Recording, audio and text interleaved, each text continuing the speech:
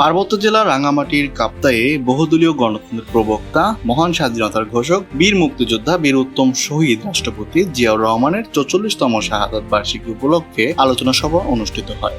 শনিবার 31 মে কেপিএম মহিলা ক্লাবে বিকেল 3টায় এই অনুষ্ঠানে আয়োজন করা হয়।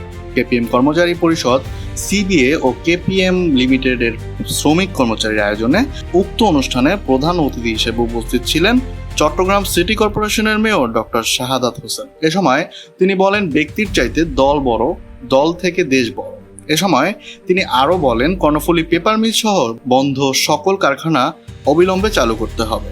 কেপিএম শ্রমিক কর্মচারী পরিষদ, সিবিএ ও বাংলাদেশ জাতীয়তাবাদী শ্রমিক দল চট্টগ্রাম বিভাগের সহসভাপতি মোহাম্মদ আব্দুল রাজ্জাকের সভাপতিত্বে উক্ত অনুষ্ঠানের প্রধান বক্তা হিসেবে উপস্থিত ছিলেন চট্টগ্রাম বিভাগীয় শ্রমিক দলের সভাপতি ও বাংলাদেশ জাতীয়তাবাদী দলের কেন্দ্রীয় কমিটির শ্রম বিষয়ক সম্পাদক এম এ নাজিম উদ্দিন। শামসুজ্জামান চৌধুরীর রকির সঞ্চালনায় এ সময় বিশেষ অতিথির বক্তব্য রাখেন ও উপস্থিত ছিলেন বাংলাদেশ জাতীয়তাবাদী দল রাঙ্গামাটি জেলা শাখার সভাপতি দীপেন তালুকদার, চট্টগ্রাম বিভাগীয় শ্রমিক দল সাধারণ সম্পাদক ও বাংলাদেশ জাতীয়তাবাদী শ্রমিক দলের যুগ্ম সাধারণ সম্পাদক কাজী শেখ নুরুল্লাহ বাহার, বাংলাদেশ জাতীয়তাবাদী দল রাঙ্গামাটি জেলা শাখার সহসভাপতি ডক্টর রহমতুল্লাহ, সাধারণ সম্পাদক অ্যাডভোকেট মামুনুর রশিদ মামুন, যুগ্ম সম্পাদক ও সাবেক কাপ্তাই উপজেলা চেয়ারম্যান দিলদার হোসেন, চট্টগ্রাম উত্তর জেলার যুগ্ম আহ্বায়ক অধ্যাপক ইউনুস চৌধুরী, কাপ্তাই উপজেলা বিএনপির সভাপতি লোকমান আহমেদ, সাধারণ সম্পাদক ইয়াসিন মামুন,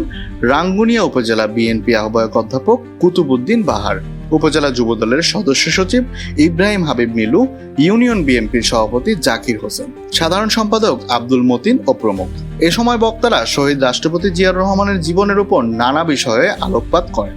এ সময় কেপিএম শ্রমিক কর্মচারী সহ স্থানীয় বিএনপি ও এর অঙ্গ সংগঠনের নেতৃবৃন্দ সহ অসংখ্য নেতাকর্মী উপস্থিত ছিলেন। দেখেছি অতীতে 70-এর আগে অনেক লিডার রাজনীতিবিদ হয়ে গেছে, পরবর্তী হয়তো একটা গোষ্ঠী মনে করেছে, গোষ্ঠী মনে রেখেছে, সর্বস্তরের মানুষ তাদেরকে মন থেকে স্থান দিতে পারে।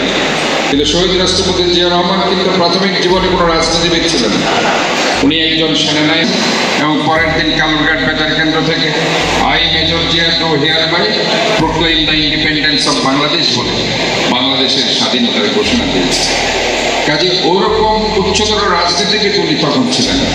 কিন্তু রাষ্ট্রনায়ক হিসাবে আমরা দেখেছি উনি বাংলাদেশ জাতীয়তাবাদী দলকে প্রতিষ্ঠা করে দিয়েছে।